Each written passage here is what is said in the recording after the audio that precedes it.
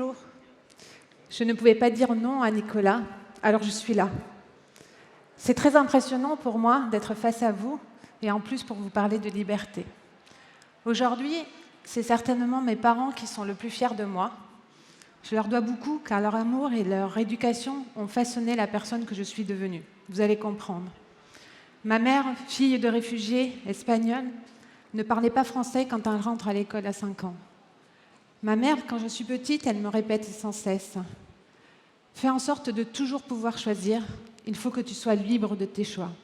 En résumé, sois indépendante, sois autonome. » Ma mère, parce qu'elle est cultivée, sans arrêt, elle me donnait envie de découvrir le monde et elle éveillait ma curiosité.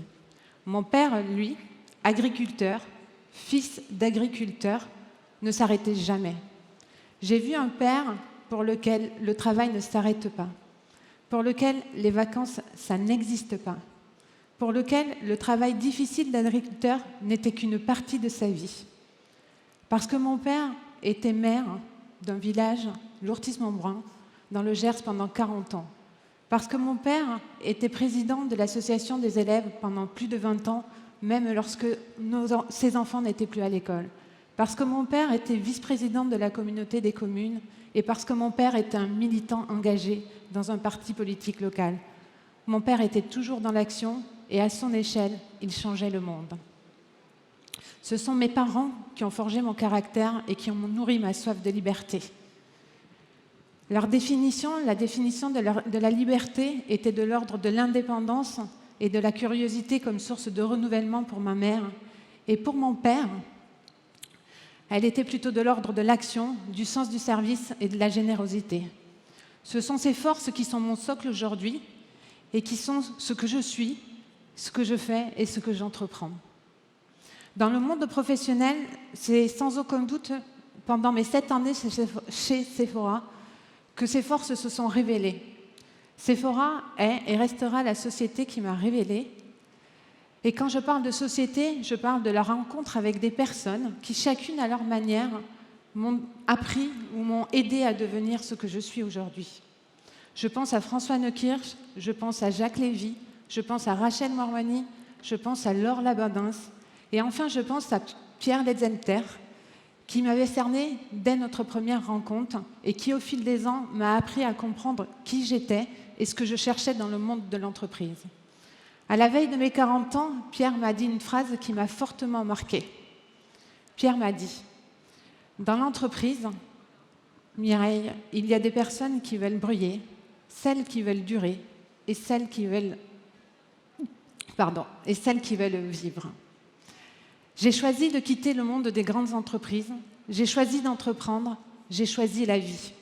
Or, ce choix est difficile, car vivre est irrationnel, car exprimer sa sensibilité, son émotionnel est difficile et délicat, surtout aujourd'hui dans notre monde et dans l'entreprise, car la rationalité et l'efficacité dominent.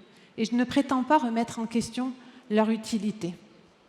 À cet égard, je constate que nous sommes dans un changement d'époque et que nous vivons une période de transition difficile.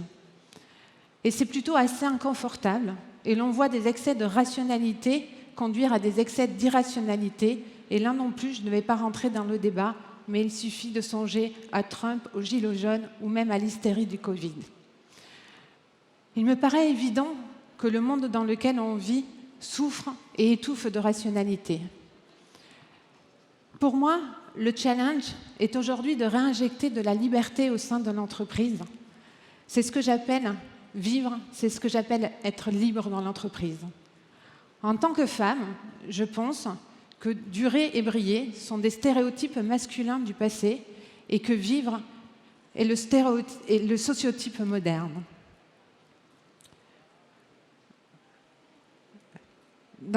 Et le sociotype moderne. À vrai dire, et aujourd'hui, je ne sais pas exactement dans mon entreprise comment je peux mettre en œuvre l'expression de ce sociotype, ni même comment il doit s'exprimer. Par contre, toujours en tant que femme, je pense qu'une femme dirigeante, de par sa sensibilité, peut aider à contribuer à créer ce nouvel espace de liberté.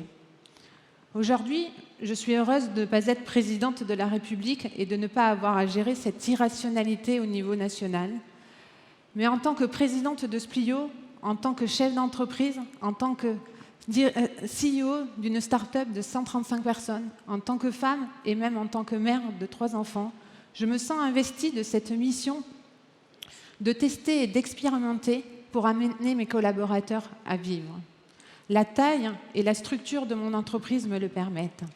C'est pour moi un devoir que de tester et d'explorer les nouvelles façons de conjuguer rationalité et performance d'un côté et épanouissement et liberté de l'autre. C'est pourquoi, dans cette nouvelle époque qui est en train de se dessiner, en tant que dirigeante de Splio, je me fixe le défi d'aider mes collaborateurs à redéfinir ce schéma social et enfin de leur offrir à tous ce sentiment de liberté au sein de Splio. Ma victoire sera d'abord personnelle si au sein de Splio, nous réussissons à relever ce défi, et elle sera collective si vous, entrepreneurs et dirigeants, vous faites de même dans vos entreprises. Merci. Feels the way I do about you now.